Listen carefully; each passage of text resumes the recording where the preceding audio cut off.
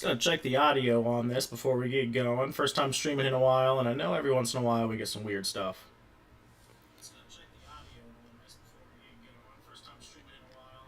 It sounds like it's a little muffed up, but not too bad. I'll turn the grain down a little bit.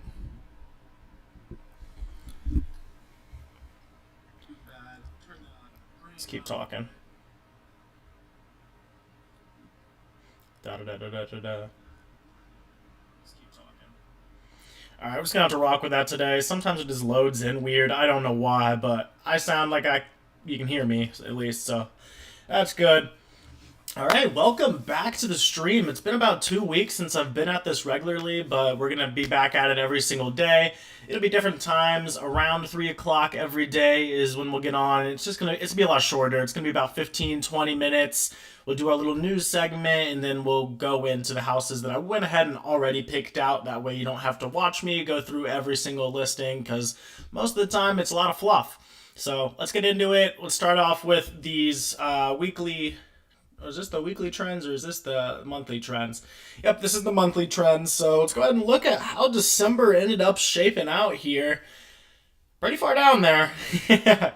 Percent change. What is this? We're going month to month. So as normal, December was a lighter month in comparison to others. Let's make sure that we filter this just down to Indianapolis. That way we can know exactly what we're doing. I just want single family houses. I don't look at all the other stuff. I think single families is a better indicator how the market's moving. There we go. You can see December actually had a little uptick on the single family side, and the just Marion County alone was up. So however you filter your data is going to give you different results, as we can see here. But the median sales price was up in December from November. What about the closed sales? Closed sales were up as well. Oh, nope, they were down. It was taking a minute to load. So the sales price went up, but there were less closings. Interesting. What about the percent of the list price received? I expect that to go up too, yeah. Changed 0, so hardly changed, but we're always seeing it's about 2.5% under list price. So if you want to be on top of that with your negotiations, offer under that, and they're probably going to meet you around that number. Cash sales never works. What about the sold dollar volume? This will give us a good indicator of what was going on. Sold dollar volume is down 7.6%. Where were the closed sales down? They were down less than that, so... That's interesting. I guess a lot of high-priced homes weren't moving, but the median sales price still went up, so a bit of an outlier on that statistic. What about the active inventory? What do we see on this? Dang, that's good. That's good and not good at the same time, but down 44%. So not a lot of homes got listed in November and December. Well, let's double check that data point by looking at the new listings. As we expected, we're down quite a lot. And then lastly, percent of unsold listings skyrocketed. Not a lot of stuff transacts towards the end of the year. It's cold outside. People don't want to do the rehab when they're not able to do the roof or the siding or painting the exterior or putting in a sidewalk. All that stuff is much, much harder when the snow is on the ground or the ground is frozen. Let's also make sure that we get the weekly trends here. See the first week of January, how did it go? Same week, prior year. We're up. As we know, the start of 2023 was rough, but we're starting off 2024 a little bit better. The last week of December was better than the first week. Again, usually this one just starts on Marion County for me. Kind of odd it didn't do that for me this time. And then again, we're just going to do the single family residences. Turn the filters off. Up even more from the last year, but down even more from the previous week when we just look at Marion County. What other statistics should we get into? Number of closed sales. That's down too. But at the end of 2022, we were in a much better spot than we were than the end of 2023. So this is not to be unexpected. I don't think we're going to get a lot of really cool statistics coming in the first week of January, but percent of list price actually went up last week. I think the interest rates coming down probably had a little bit of a factor in that. And let's look at the sold dollar volume, $1. Down from the previous year, down from the previous week as well. So market was it got a slow start coming into the year. I mentioned this median days on market. It's up. Stuff has been sitting on the market longer. I've noticed that. It doesn't have to be the first day that you get there. It's still that way on a lot of houses, but not every single one. I lost it on two today that I didn't even get a chance to go look at before they got a pending offer. It's like, man, it's been out there for 18 hours. What happened? New listings. What do we have going on there? Up from the prior week, so lots of people wanted to list coming out into the brand new year. That is good. That is very good information. And then we'll go to unsold listings. Wow. So lots of stuff carried over into 2024. Um, this is majorly unexpected, in my opinion, to be honest. But this means that there's a lot of houses on the market that need to move. Let's go to our regularly scheduled program where we check out, today it's three houses that I think are pretty cool, two of which I think are investment properties, and the one we're going to start with is this cool one up towards Carmel, not quite there yet. But it's just a cool house I want to take a look at. I think this honestly probably could be flipped as well, but well, not a lot of people flipping $800,000 houses. But let's check out the photos of this house at 11. I just do all the numbers. 11456 St. Andrews Lane. It is in Carmel.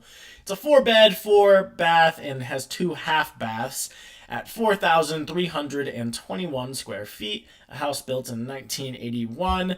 So a couple things that could probably be updated in this home. I'm guessing not more than 2 or 3 people lived in this home before. Anyway, we see this nice red shingling. Definitely needs a new roof. You can see there's been a lot of wear and tear over here where the water drips down from here and here. This is a high traffic area for the rain on the roof. Loving this open front door. I also like that is it a foyer outside of the house as well? I don't recall exactly what that's called, but I think these are great. Makes you feel nice and secure when you're walking in your home. I don't think you need to worry about that in Carmel, but always good to have. I think this fence could be updated for a house this size. Do love all of the woodwork that went in here. I'd be so nitpicky when I went here and made sure make sure that it's all like aligned and everything. Got this full wood library that's pretty awesome as well. Maybe it's also used as a dining hall. Not exactly sure. Those stairs do look lovely though. It looks like an office. Family room with built-in wet bar. This is on the first floor. This looks like a basement room. Interesting. Don't know how I feel about the bar on the first floor. It's a cool bar top though. There's lights. Yeah, there are lights. It's not a skylight. Definitely needs newer carpet in here. The bathrooms could probably use updated. Just because it is such a large house, if you were to come in here to flip this house, just on the carpet alone, you're probably spending like 10, 15K. And I probably wouldn't do carpet. I do new floors, but I would likely not do carpet. Looks like it's still got baseboard heat in some areas too. Laundry room connected to the bathroom. Yeah, it's got baseboard heat still. At $775, it's got baseboard heating. A house like this, what would it cost to even get forced air in here? Like $25,000? It'd be expensive. It's a large house. And I don't think it has a basement either, and that makes it much harder. There are vents throughout, so I don't think you would need to do it on the whole house, so maybe not a full 25K. Wow, this is pretty cool. I didn't even look at all the pictures. It's got a little drop ceiling there, too. Oh, it does have a basement. Okay. That they've kind of unfinished. There's probably potential in here to be flipped. I just don't know anybody that's buying a $775,000 house to flip. It's got a tennis court. It's got a gazebo. Got a patio out here that didn't show off at all. Really cool house. My notes on this listing are I would have paid a little more money on these photos. I think you could have gotten much better photos taken for this house. It's a lovely home. Yes, it needs work. But this is really cool. And now just because I'm curious, I wonder if this could be a flip. I don't have anybody interested in something this price. But you never know. It's always good to know what your margins are looking like on deals up in Carmel. It didn't even show up. I wonder what my filters are on right now. I don't have any filters on. It should have showed up. Anyway, it's there. And it's already priced higher than everything else here except for that one house. Okay, so it's showing it down here on the map. So this is your only saving grace here. And it's much bigger. So I think that this house is probably priced like 100K too high, and that's just a really quick look at that. It does look like there's some pretty cool houses in here, but we're even smaller than that one. A little bit bigger than that one. I don't know. I don't think 775 is justified here. It does look like we're maybe in a different neighborhood. Maybe I'm just not getting the data from all these houses here. That's quite the possibility, but if nothing's transacted here anytime recently, then I'm not going to be all that keen to look at it. This is already going back pretty far there, so not going to look at that as an investment, but it was a pretty cool house. Moving on, we have one at 948 Texarkana Drive. You guys ever been to Texarkana? It's a lovely place. I learned how to throw a football there, though. You think I played football for like 8 years? Didn't know. I could throw a football, but I didn't like know how to throw a spiral. But my friend came with me on spring break on the way to Texas, and we ended up going this hotel in Texarkana, and he taught me how to throw a spiral. All right. So looking at this property, I think you're pretty clearly going to be at 250.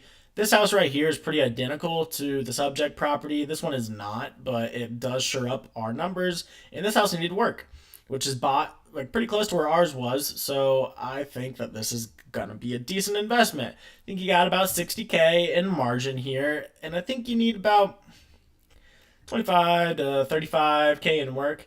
Outside looks pretty good. I'd wonder what it looks like under all of that snow. Because it is a $350,000 house, I'd probably budget for some landscaping. Just looking here, it does look like you'd probably need to paint the exterior at least, if not a new roof. But on the inside, it's a clean house. It's got a good layout. It looks like it functions well. It just needs a new carpet, and you got to get rid of this wallpaper, please. But it's a lovely home. We'll keep looking through the photos here. This actually reminds me a lot of houses in my parents' neighborhood. It's got like the kitchen here opening to a den at the front of the house, and there's probably like a little office right here. Whatever comes with these appliances, because they're actually really nice appliances. The only thing I would do in this house is new floors and new walls. I don't even think you need to update the bathroom that much. It's kind of cool. If you want to put a new shower in there, do it. There's room for it, and you could probably afford to do it as well. But if you're going to do that, just go ahead and redo the whole bathroom. This bathroom, I probably would put a new tub in. Those step-ins aren't exactly all that appealing, but for the right demographic, they are. And then we got the third bathroom here. It does look like we might have some water damage up here, but maybe this exhaust fan just absolutely sucks. I'd be curious to see the condition of this deck on the back as well. Yeah, definitely painting here. Doesn't look like there's a whole bunch of wood rot per se, but definitely looks a little older, and I don't know about the blue trim. You're at least painting that deck, if not taking it out and building a new one or just leaving it as is. Looks like they might have had a pool over there at one point too. Can't really tell.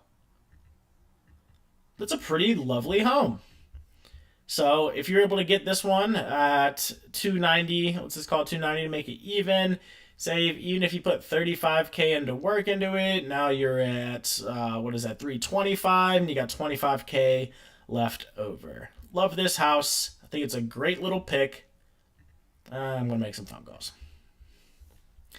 This one was a little iffy on. Just needed another one to put on here. I think it's an okay area. It's kind of right before, like, true east side. Oh, no, I guess that's up here, but it's south of it. So, little different area than the east side. Have a little bit higher home values here. When I saw it at first, I was like, no way. This roof is caving in. This is probably a tear down. But then I went and looked at the photos and was like, this is doable. This is doable. It's not for sure a lock investment or anything like that, but let's go ahead and filter down to 4 bedrooms. We're on the east side, so we have tons of houses everywhere. Just looking at 4 bedrooms, we don't have anything in our immediate block. These were cash sales likely, or at least buying up a house that needs work. But when we zoom out a little bit, we see this 250 number pop up on a couple houses. 250, 250. It went for 176. Why is it different? I haven't looked at it yet. Let's look. This house just looks totally different. It looks like a new build. I wonder how this house went so cheap. It was a new build and it sold for less than these existing homes over here. That definitely does hurt what we're looking at. Can't lie. But you also can't take new builds as comps, so there's that too. We got. I think this one's probably more like us than the other one. Does have a big upstairs, open concept, nice kitchen, an office. Looks like a half bath on the first floor. It was just kind of a loft upstairs. It wasn't really all that big or anything. The yard doesn't have that great a curb appeal. So let's look at our house at $65,000. What could you do with this house at 65? Maybe this is a teardown, man. All that up there coming off too. Just off the rip, I think this house is probably 120K.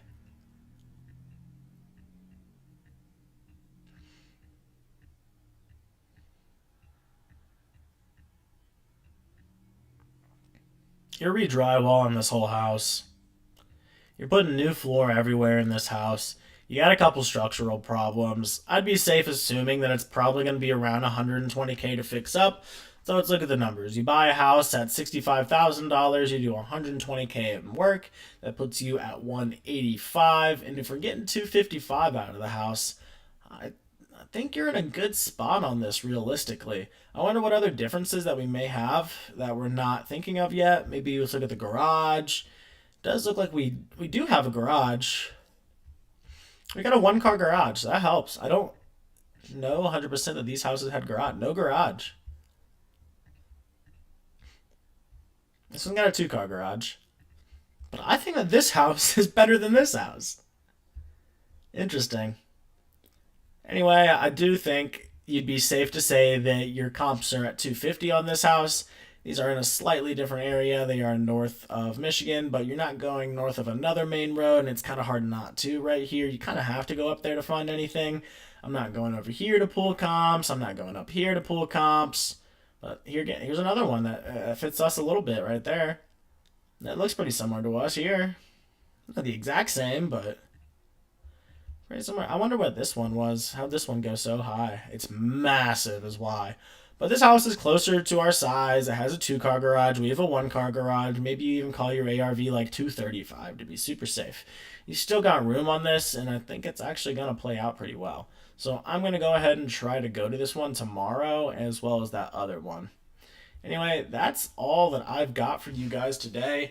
I hope you guys like this little bit of a shorter format. You don't have to sit through me clicking through everything. If you did like it, please go ahead and check us out on YouTube. Hit that subscribe button so you can see this in your timeline all the time. It also just helps me out quite a bit. Leave a like. Also, always leave a comment on something that you liked about the episode, something you didn't like about it, or how much you missed me over these past 2 weeks while I wasn't here. I'd love to hear it, whatever it is. Hope you guys have a great day, and I totally, 100%, wish that you guys had a great new year. I know I had a great time. The reason I wasn't here, I went up to Chicago to see my stepbrother. Took my girlfriend up there. She met that whole side of my family. We had a great time. We went to Wrigley Field. Went to their like Kris Kringle Mark or whatever they call them there. It was a great time. Love going to Chicago. It's like a second home city to me. I appreciate that place quite a lot. I could see myself being there someday. Who knows? But anyway, that's been me, and I hope you guys have a great rest of your week.